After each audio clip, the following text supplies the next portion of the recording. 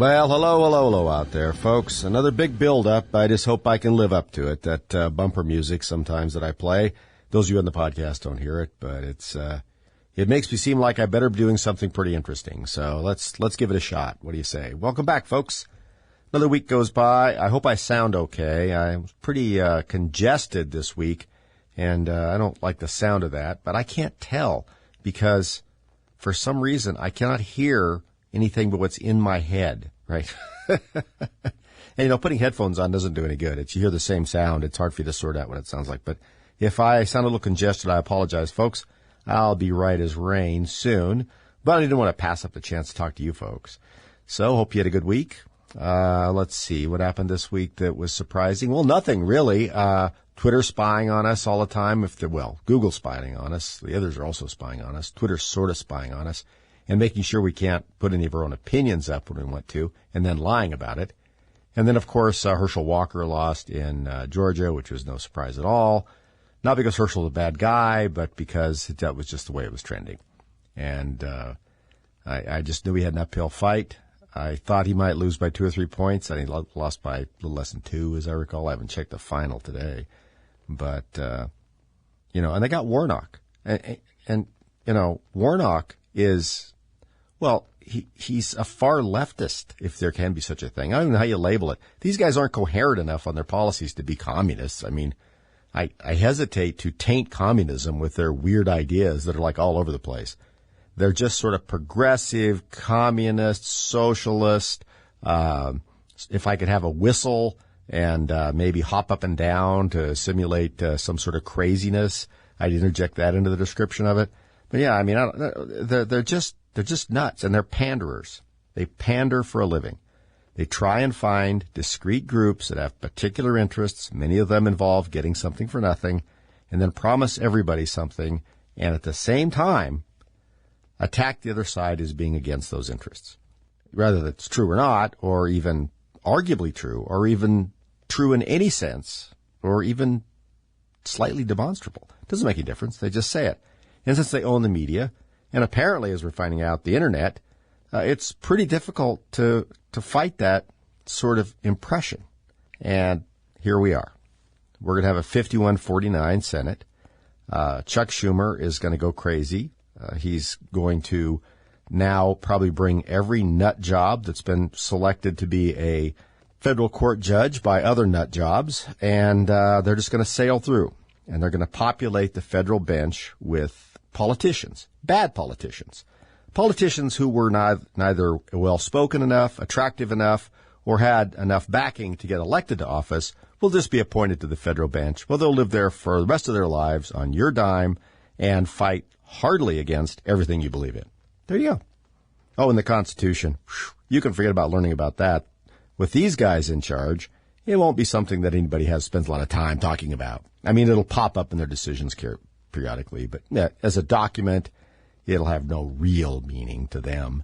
And the Federalist Papers written by the people about the Constitution and what they meant it to do, that's been out of style for a while now. It'll really be gone. So they'll be populating that for quite some time. Perhaps we could get a little bit further ahead with it, though. Maybe we can, if we're lucky enough, hold up a couple of these. There's some hope in the Senate. Now, if the House can hold the line on a lot of these new laws and things like that, in other words, fight against them so far, I'm a little, I think, kind of sums it up. We'll see how they do.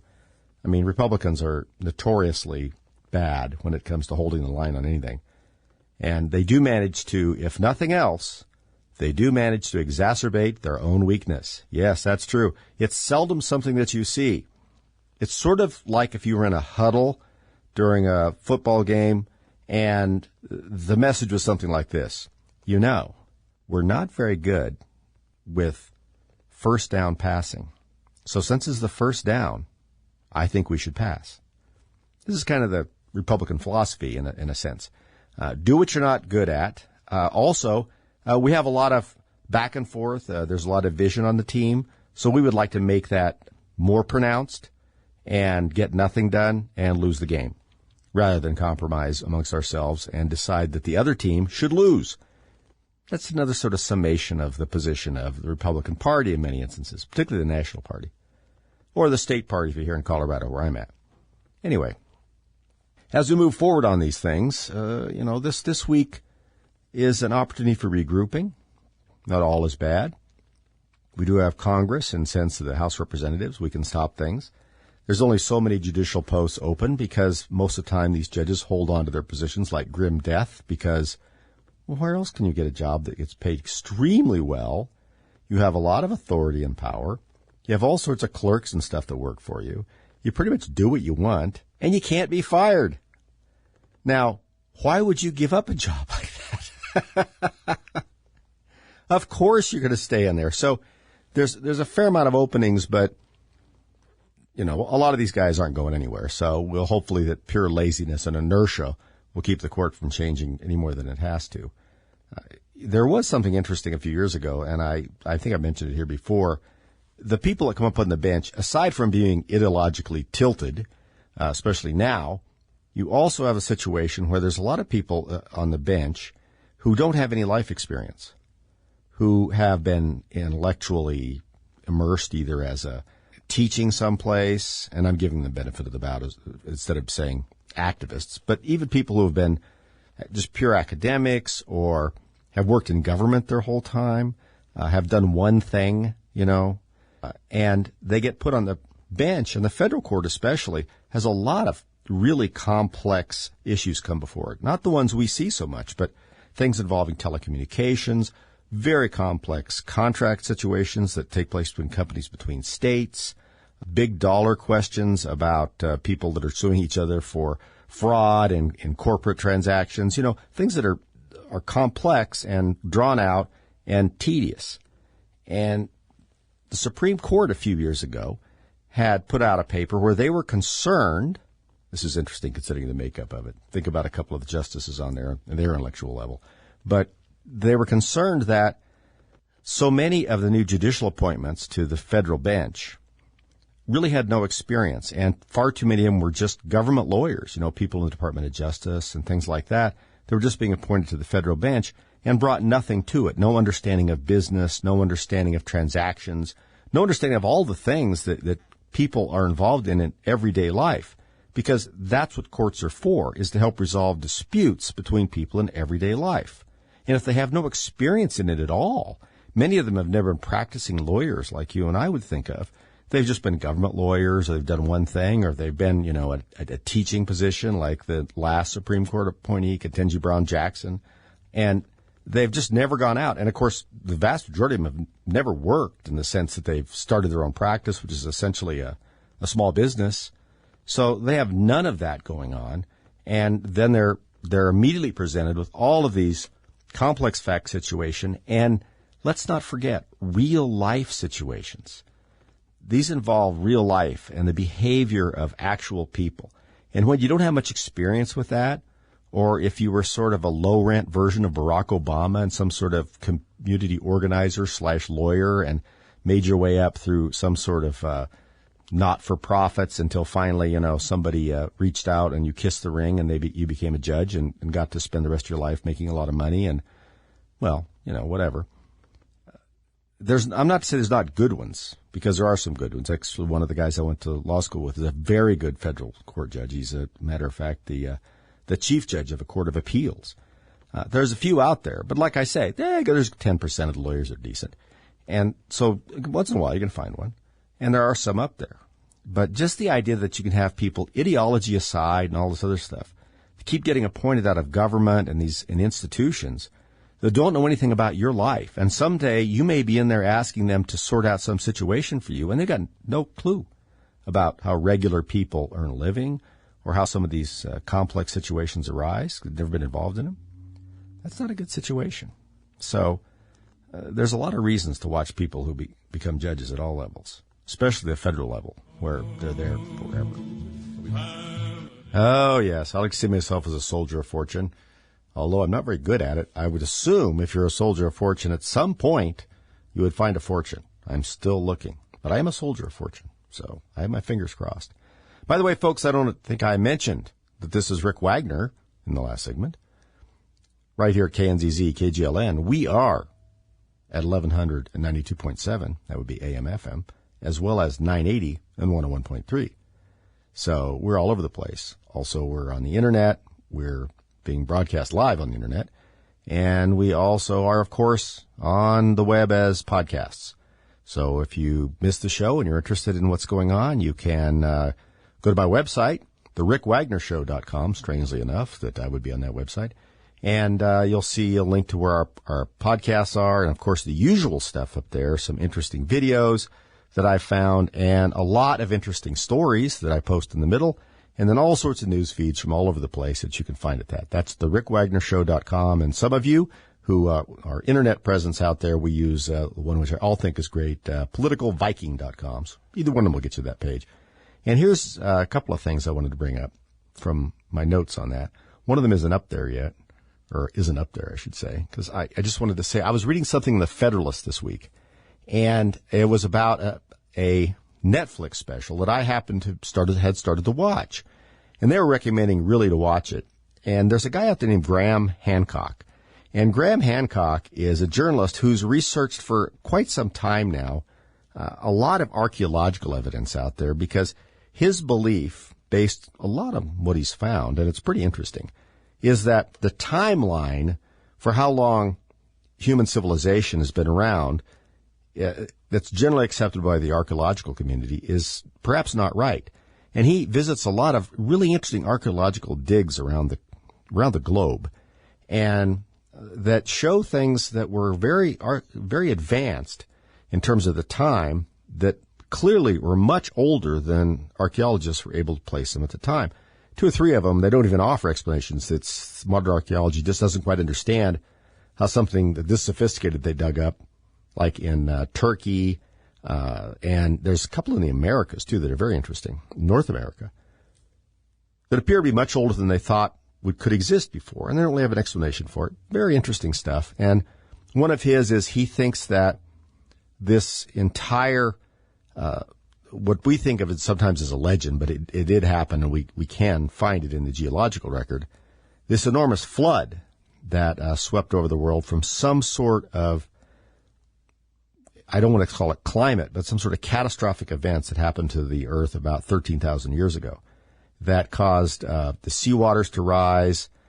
We had some melting from the glacial age at that time, and I mean, the whole shape of the Earth changed to some extent in terms of the seacoasts. Islands became underwater, or parts of them did. Very interesting, and that's well documented. One of his theories or questions he asks is, was there some civilization in place at the time that was a little more advanced? Now, this isn't were they flying spaceships and communicating with the inner Earth that's hollow? No. He's just saying, was there a relatively advanced civilization in place that was destroyed during that time, and some survivors of that civilization after this apocalyptic episode, because we know obviously humans survived this, although in some places it was pretty thin, were they around and somehow spread some of this knowledge? Because there's some temples and things that on various places around the globe, as I said, that are much older than they seem to be able to explain now that we're a little more sophisticated in our dating and so forth. And yet they seem to be beyond the capabilities of the people that we thought were living there. So was there some knowledge that was found from maybe a prior civilization that was older than we know existed?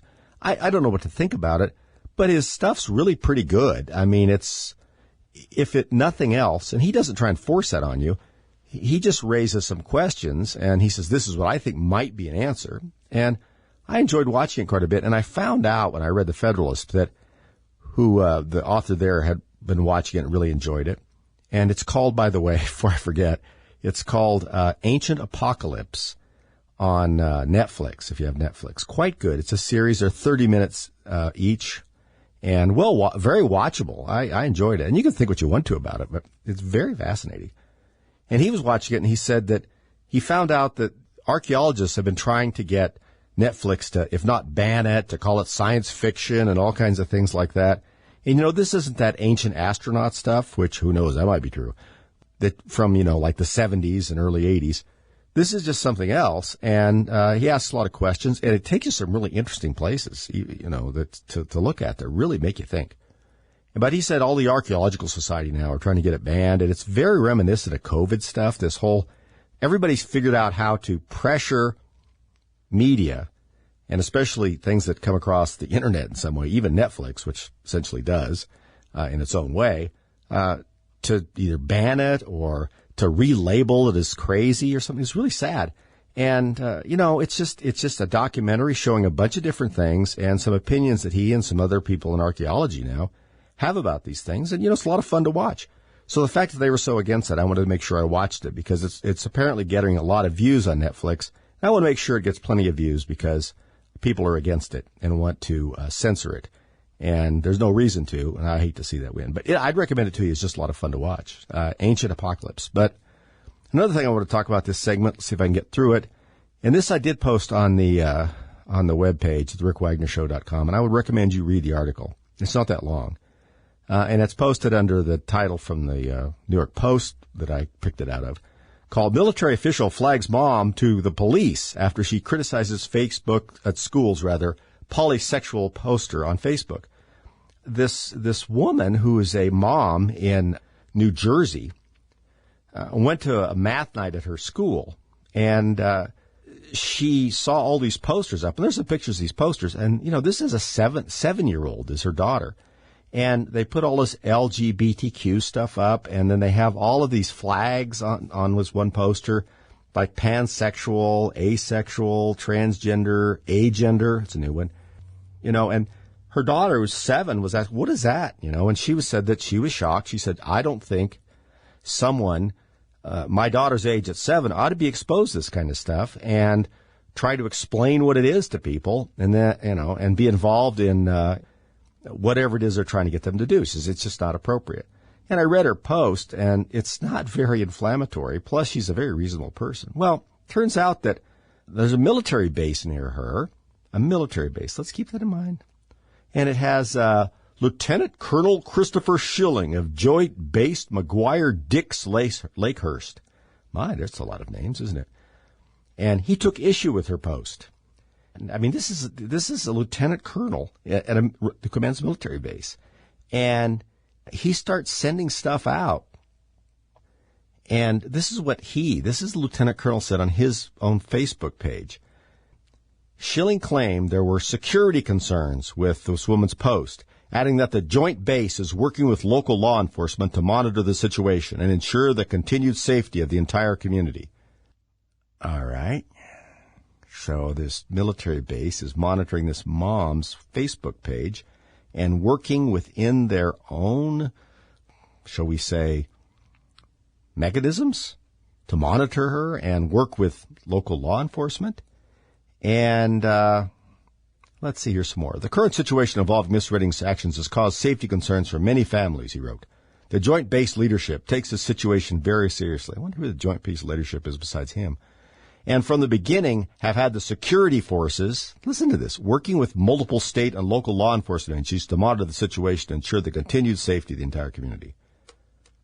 That's a military officer in command of a military base addressing this woman's Facebook post about she was concerned about her 7-year-old being exposed to very complex sexual ideas by the school.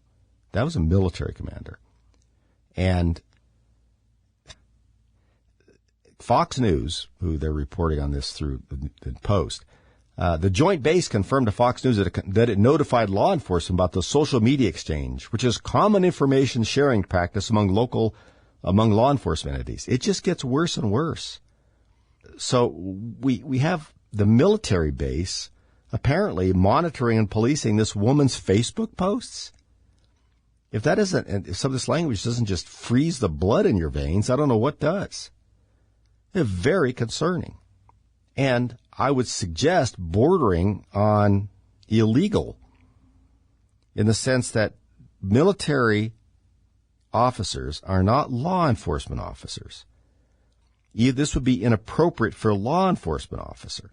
Apparently, they also talked to the local law enforcement. I was trying to find the little section on that where they talked to the chief of police.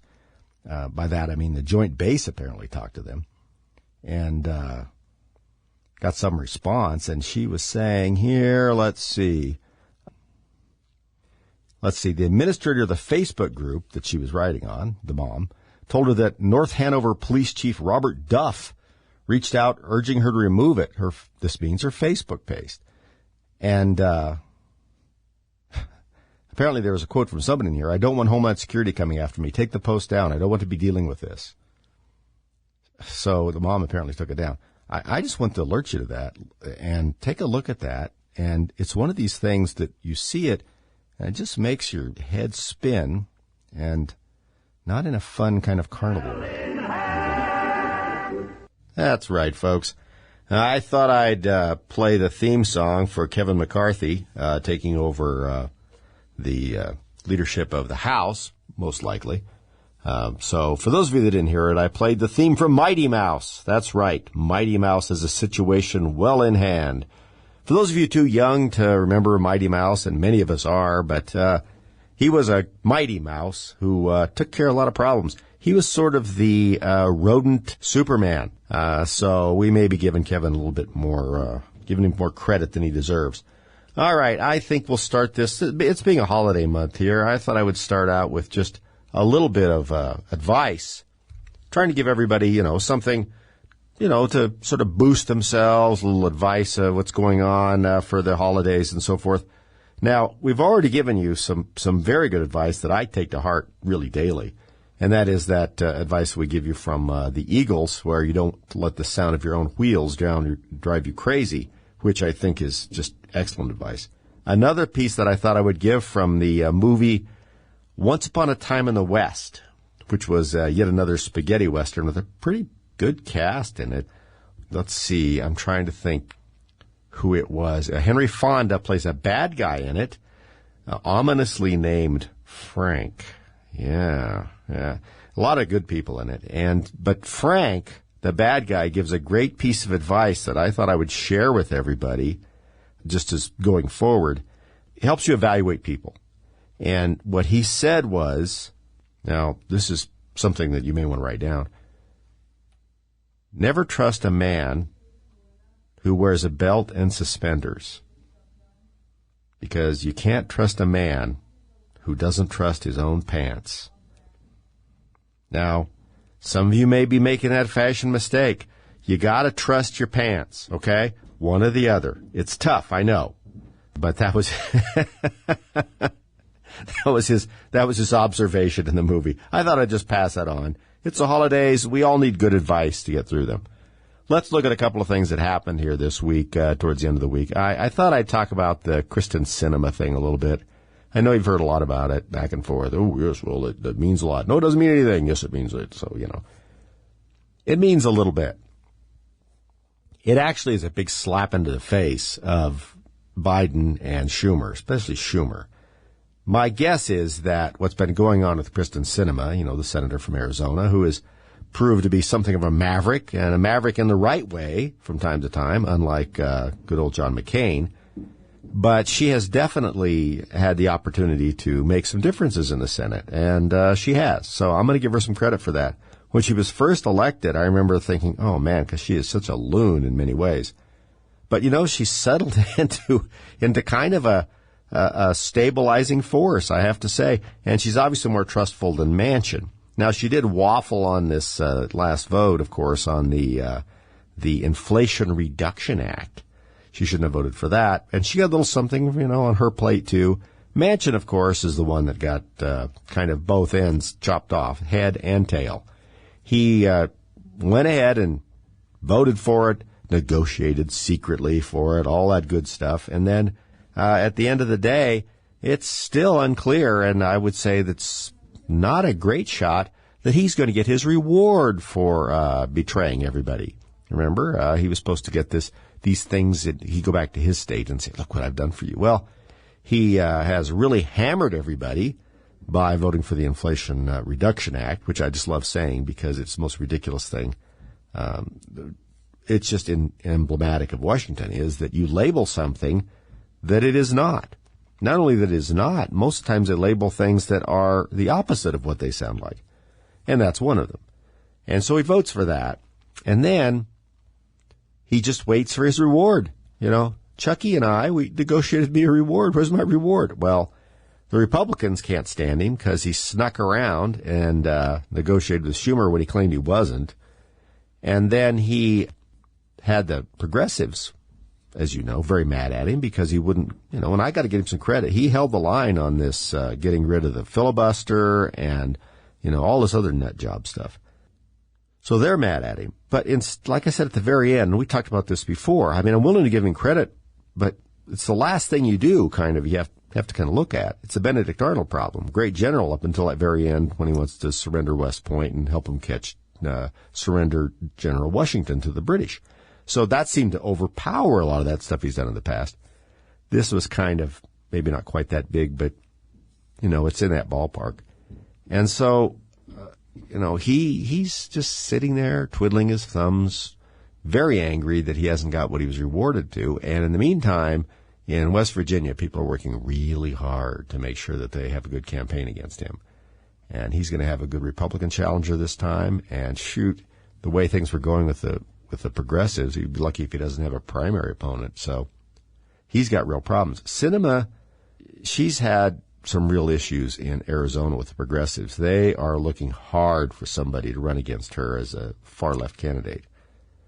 Hard to say what would happen. I can't tell what's going on in Arizona anymore.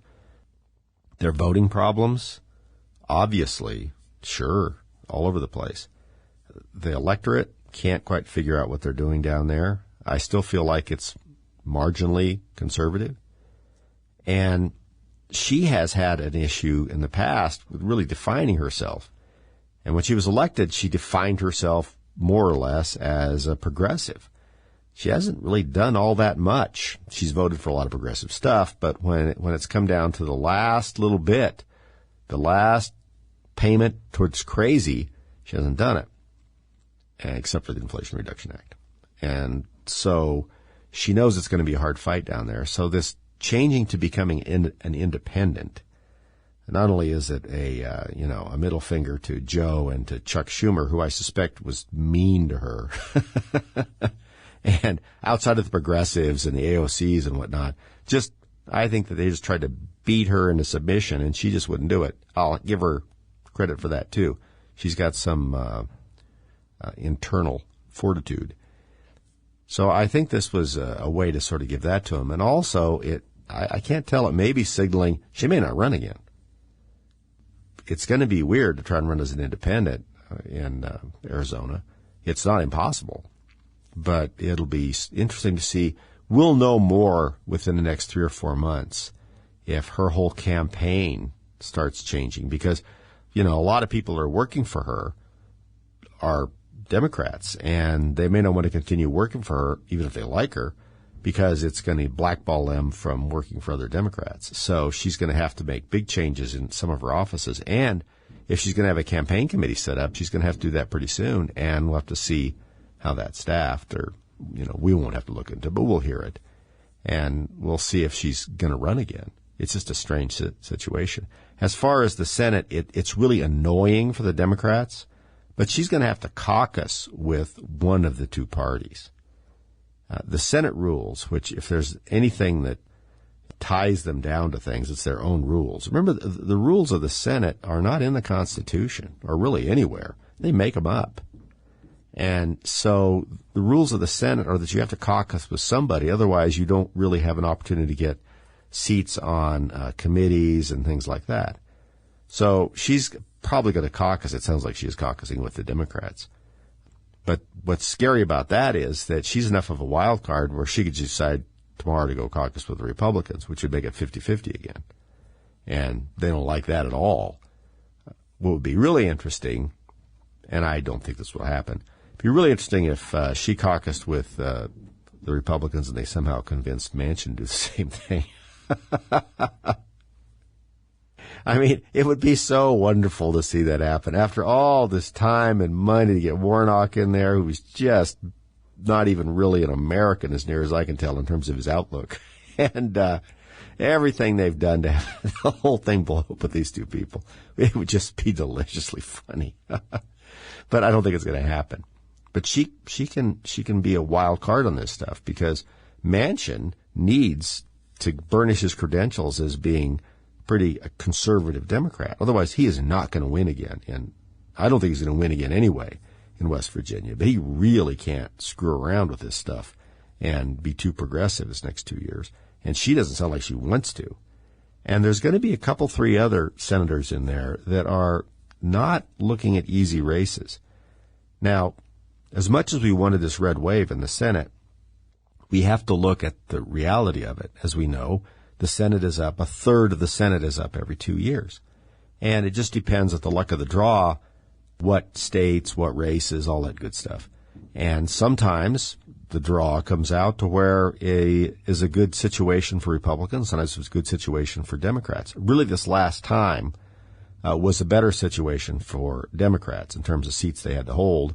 And Republicans had to flip some tough seats to get up on it. Now, everybody was all starry-eyed about the red tsunami and all this stuff, and poor Kudlow was out there talking, oh, November is coming. Every time I heard that, I was like, oh, no. Every time Republicans say that, something bad's happening. Because they immediately get somehow overconfident. And Kevin McCarthy and the rest, Ronna McDaniel, who's, of course, what is she, the niece of Mitt Romney? She's got to go. I mean, come on. I mean, they had no coherent message. McCarthy, I think we should probably support the idea that he should be speaker, not because he's my favorite speaker. Like I said, he's the Mighty Mouse. He's done a little bit by being a little bit. But if we get too tangled up in a fight, we allow the Democrats to start cutting deals and doing things to try and get involved in our own politics about who's going to be speaker. And before you know it, it hamstrings what's a pretty small majority anyway. So he's probably the best choice to stop too much internal fighting. Would I like to see Jim Jordan? Yeah. Andy Biggs be better? Sure. In terms of their political alignment. But if we're going to fight so much and then end up not getting, anything out of it except turmoil and a weakened approach to things, I don't think that's worth it. I understand the desire not to see him sitting up there by some people. I interviewed him years ago and found him to be just exactly like he appears to be now, a fast talker, sort of a Lindsey Graham kind of person where there's a lot that is said and little that is done. And I think that what we're going to see is probably some of that. But there's a pretty hardcore group in there that want to see a few things done, and a few of them are going to have to be done. This Mayorkas situation, I mean, he's got to go. Now, we can't get rid of him, really. Remember, the House could impeach him, which means that they can get a bill of impeachment passed.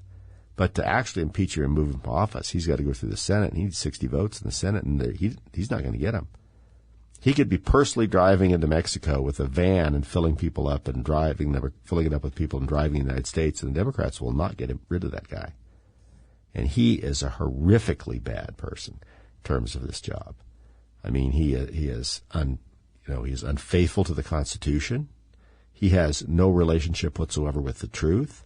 And he appears to be some sort of psychopath or a sociopath. Anyway, when questioned, he's quite willing to say things that are wildly and demonstrably untrue and just nod and, oh, yeah, things are great, and move on from it. Not many people could do that. And it's a bad situation in that job. And I think they may need to impeach him and send it to the Senate. I mean, he's not going to go anywhere, but it might send a message. I'm not sure it doesn't send a message that we can't get anything done, but I think it would send a message that we're at least serious about it. He's a real problem. Many people would like to see Merrick Garland impeached too. Well, they could probably bring that, but he's running the FBI and everything in the Department of Justice as a personal hit squad on Republicans and conservatives, and he's got a lot of help. We see what's happening on Twitter. We see what happens with Google, Facebook, everything else. I see the problem with Google because, remember Google owns YouTube and I think Instagram. And like us, we've been experimenting for months now with some YouTube videos. And we've not made any real effort to, they're out there, made some YouTube videos and got some views, but nothing very strong because we've done nothing to promote them or anything because we're just experimenting with them. And what we found is that YouTube is just all over you. And content and looking for certain phrases, and they're very obscure when they have a problem about why they limit your video and how it doesn't fit into something. They won't tell you clearly what the problem is, and you have a hard time working on it and fixing it. The system is a black box, and I've said that before. One of the problems with the internet in general is that it's controlled by these algorithms, which are just, a series of gated mathematical equations that allow, a question to be asked, as an example, and if this, then that, and then that, then this, then that. It's a series of yes-no answers that the algorithm essentially works on. And then you construct algorithms to say, if I find this, then I do that. And then once I do that, then I consider this. And then so that's one of the things that gets turned loose really electronically through, mechanical, rather electronic means. We can call them the bots, which are just cybernetic programs, little programs that go in and they look at things like your phrasing and the word use and where two words are, how close are these two words, and then it must mean this, and then that triggers all sorts of things. So without understanding that, without that being made available to you, they can put the screws to things in ways that you can't really detect. It just keeps having problems and doesn't get distributed, and and you can't tell. There's no one to talk to. You're not going to be talking to a real person unless you're just extremely fortunate. You're always going to be at best emailing, and when you're emailing or chatting, they love chatting, you have a very strong feeling that you're not talking to a real person anyway. You're talking to another bot. So you understand how that goes. And so they have a strong support in what they're doing out there in the cyber world. So Merrick Garland he's a hard person to get, and it'll just look, you got to pick one of these guys.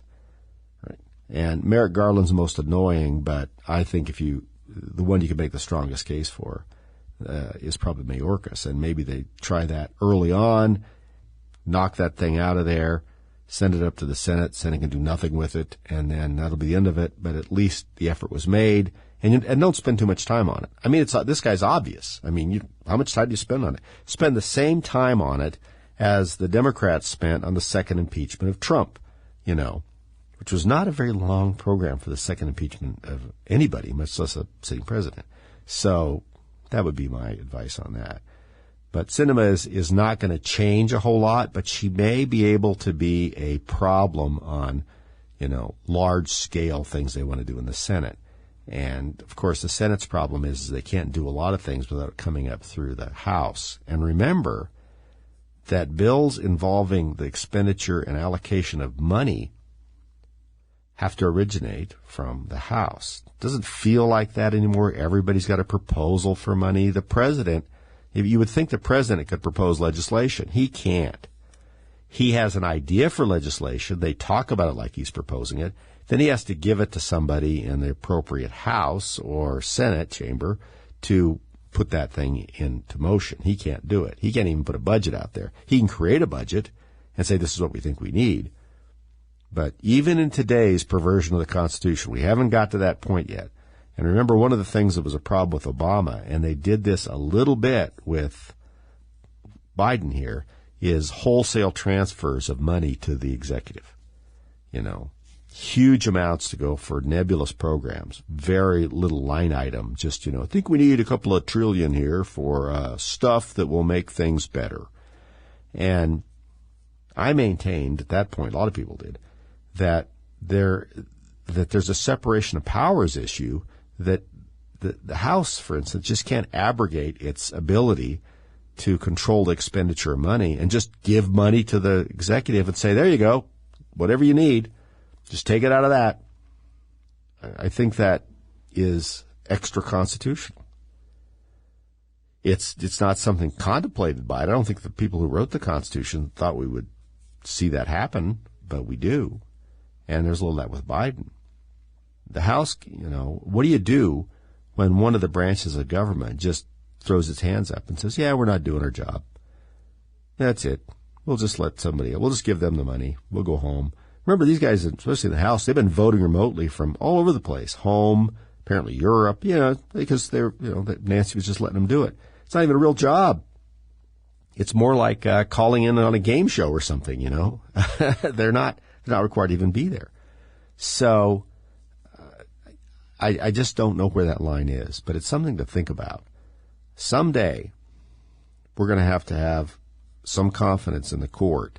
Someone's going to have to ask these questions. They're going to have to bring some sort of suit on these things. The problem with all these lawsuits that involve these constitutional questions is standing. The courts use standing to boot you out all the time on these kinds of questions. Because just being a taxpayer, just being somebody that is generally impacted by these things doesn't get you past that. Well, you don't have standing. And just if we let everybody bring a lawsuit about everything, we wouldn't get anything done. Well, there's like, they're not getting anything done anyway, but that's the theory, and it's understandable.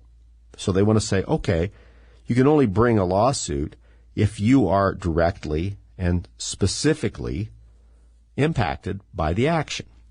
And just being a taxpayer is not enough. So you have to find the right situation. You have to find the right plaintiff so that the court has a hard time bouncing it out and make them confront the issue of say, look, we need to have something about, how much responsibility the legislature has to take for its own job. Here's what's outlined that it's supposed to do in the Constitution. And there's some decisions about that, some early decisions especially.